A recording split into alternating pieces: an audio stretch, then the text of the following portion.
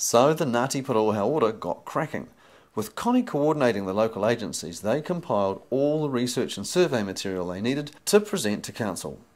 We did it as a survey, questionnaire we pumped out into the community. It asked that, have you got a gambling problem?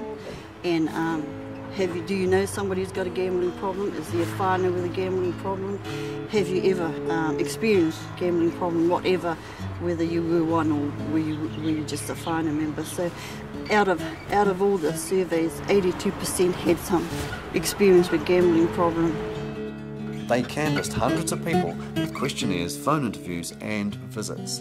They kept the media informed and collected every news clipping.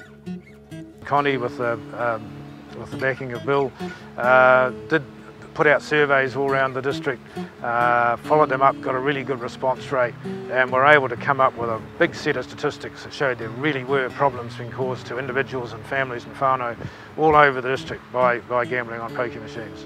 And that research was good enough and strong enough that they were able to put it back to council, and we said to council, look, this research is good, it's solid, you can't argue with it, you need to have the review that you promised. The survey done by Ngāti Porou Hauora identified 82% of those polled had been negatively affected by gambling. It was information about the numbers of people that problem gambling was affecting, and then it was from pokie machines, and then relating that to that national and international information, so that it had a very definite local focus.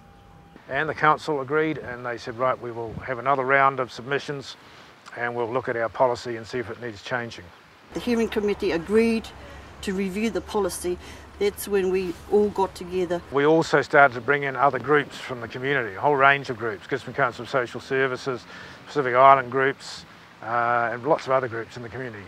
Public health unit from the hospital, all came together and we started to work together. The local agencies, and in particular Ngāti Porou as the iwi, drew together the local strengths. We were able to add to that by having a local person who could tap into our research and library and researchers and bring in the national statistics, the national picture, help people interpret and analyse the data on the ground. We started to talk with each other, we started to kind of coordinate our efforts in writing submissions. Instead of writing one submission, every individual organisation within our costs were asked to put a proposal and a submission in too. When we go into the council, we're 30 against 2. And so when you got 32 organisations all putting in a proposal, a submission to council, the council's got to listen. We're outnumbered. We outnumber them by heaps, and for us we've got to keep that going.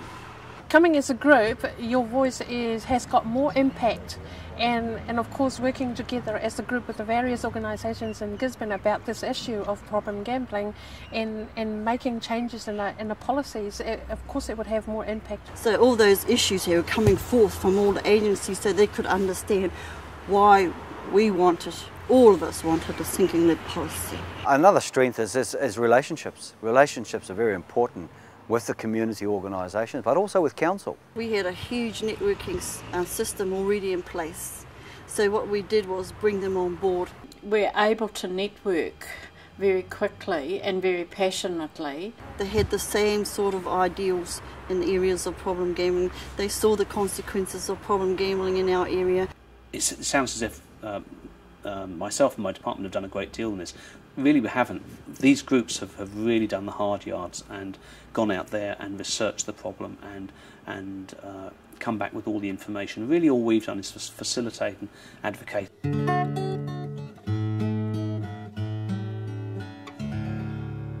We had 2 rounds of submissions, and in that we put together the local information that Ngāti Porou had come up with, plus national statistics that I could bring access through Problem Gambling Foundation, international research. We put the whole package together. We had local data, but we didn't have national data.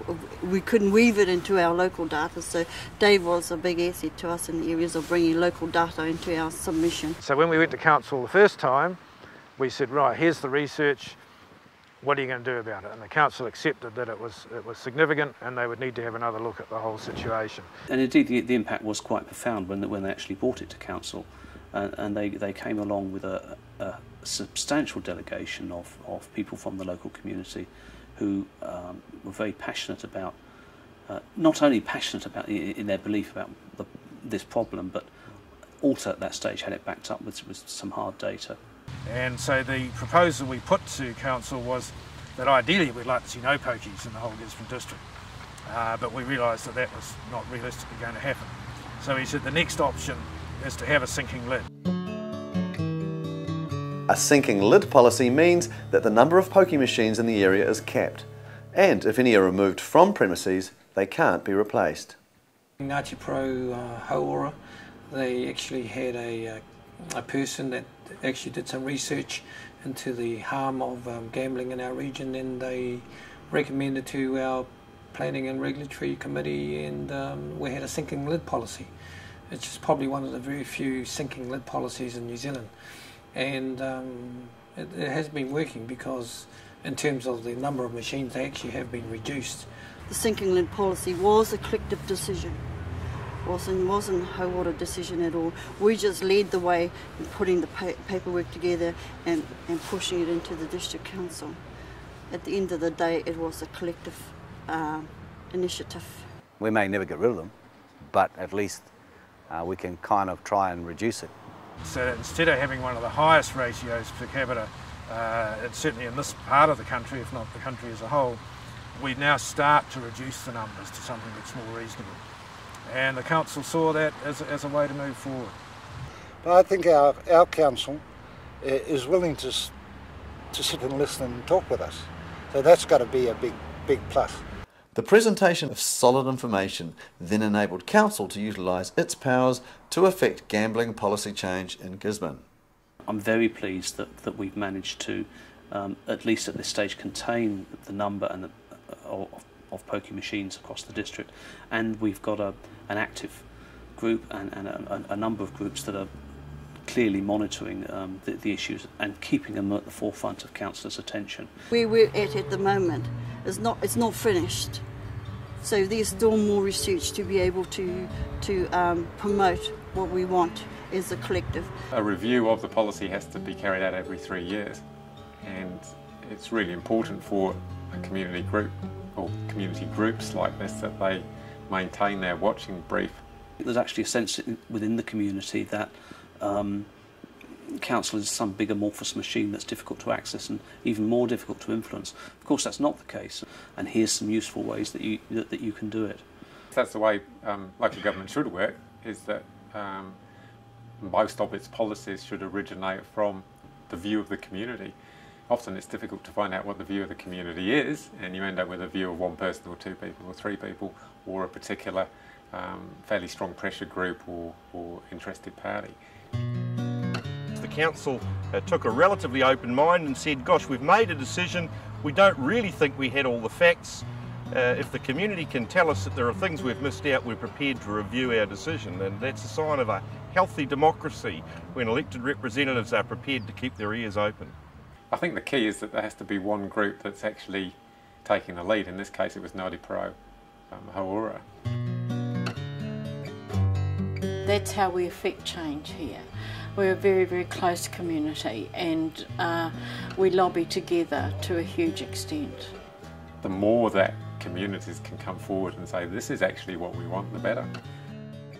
When you see community organisations working with their local council like this to change the environment, it makes you very hopeful that we could have more powers devolved locally to local councils, and these decisions about gambling environments could be made closer and closer to the communities in which people live. No one group could have done it alone, and to get all the groups in the community working together on this was the key to it.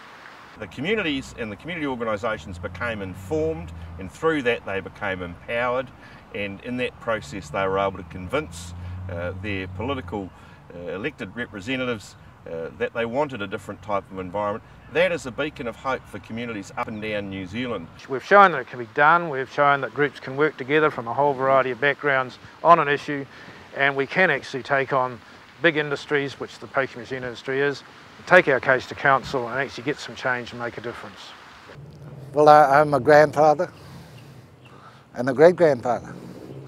I want to see a district 10 to 15 years' time, where people like me, and I hope I'm still around, don't have to worry about those sorts of issues, that there are machines out there that can rob you.